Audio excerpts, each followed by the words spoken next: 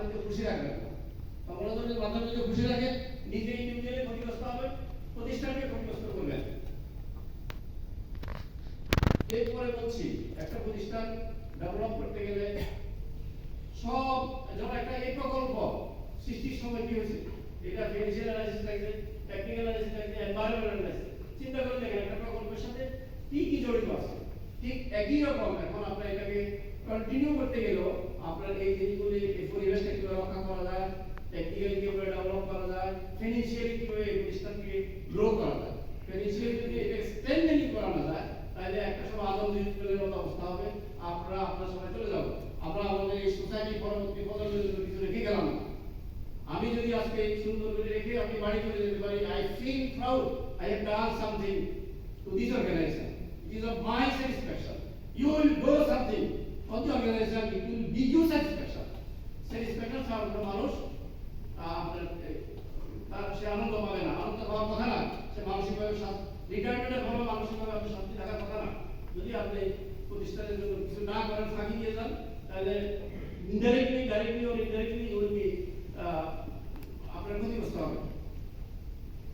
আমি জাস্ট বেশি সময় আমার নেব না, বলবো to think something how it is possible to do this organization. এখান থেকে আপনারা যারা সিনিয়র আছেন, জুনিয়রদেরকে ইন্সপায়ার করবেন যেটা আরো এই প্রতিষ্ঠানকে কিভাবে ডেভেলপ করা যায়, কারো আরো প্রকল্প নেওয়া যায়। হ্যাঁ, সারা করে দিবে এরকম নিশানা। আপনি আগে আসবেন, স্যার এই কাজটা এভাবে করলে পরে ভালো হয়, আপনার এই জায়গায় আপনি সাপোর্ট করলে পরে আমরা উপকৃত হব, প্রতিষ্ঠানও উপকৃত হবে। যেমন যে কথাগুলো বলছিলাম, আপনাদের থাকার সমস্যা, আমি জানি অনেকগুলো সমস্যার কথা বলছি, আমি 100% স্বীকার করি এই সমস্যাগুলি আছে। এর ভিতরেও নেগেটিভ অ্যাটিটিউড বসে রাখবেন না। কিভাবে এখান থেকে সমস্যা সমাধানটা উত্তরণ করা যায়, কলিগদের সাথে আলাপ করবেন, সিনিয়রদের সাথে আলাপ করবেন। যেমন আমাদের এই আবাসিক সংকট খুব জটিল হবে।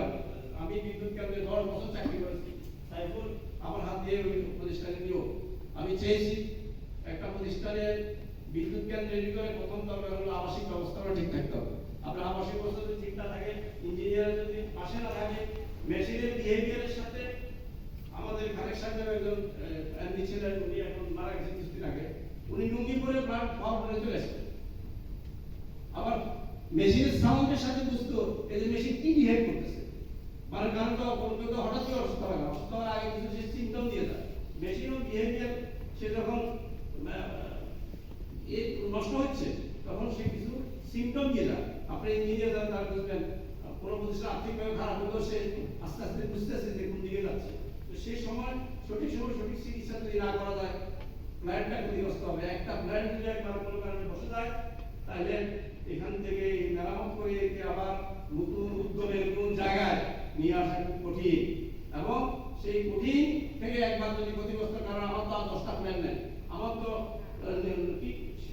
নীলমণি একটাই আমার প্রতিষ্ঠান, এটা যদি বন্ধ হয় আমাদের আর কোনো জায়গা থাকবে না। তো সেজন্য প্রতিষ্ঠানকে বাণিজ্যিকভাবে, আর্থিকভাবে, সরকারি নিয়ম কানুন সবকিছু ফলো করে একটা উন্নততর প্রতিষ্ঠান হিসেবে আপনারা গড়ে তুলবেন।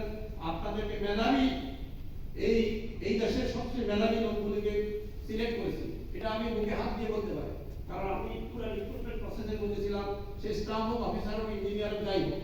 আপনারা যদি আমাদের স্যাক্রিফাইস, আমাদের যে মানে যে আমরা যেভাবে আপনাদেরকে নিয়োগ করেছি, আশা করি আপনারা আপনাদের প্রতিষ্ঠানকে সেভাবে কন্ট্রিবিউট করে আপনারা সে প্রতিদান দিবেন, এই এক্সপেকটেশন আপনাদের প্রতি আমাদের থাকলো। আর বেশি কথা আজকে বলবো না, এমনি মধ্যে বলবেন। আপনাদের সবাই সুস্বাস্থ্য কামনা করছি। প্রশাসনিক উপরে যারা প্রশিক্ষণ আয়োজন করার জন্য ওনাকে ধন্যবাদ জানাচ্ছি। আর প্রশিক্ষণ সুন্দরভাবে করা যায় নাই, কাজ করেই করতে হয়েছে, এই জন্য মনের ভিতরে কোনো ব্যথা খুশি রাখবেন না, স্যাটিসফাইড মধ্যে থাকবেন। আশা করি ভবিষ্যতে পাবেন। যদি আমাদের বিদ্যুৎ কেন্দ্রটা ঠিক থাকে, সবাই ঠিক থাকবে। আর বিদ্যুৎ কেন্দ্র যদি চলে যায়, কারো অস্তিত্ব নাই। আমরা তো বড় হয়ে গেছে, আমাদের দিন শেষ।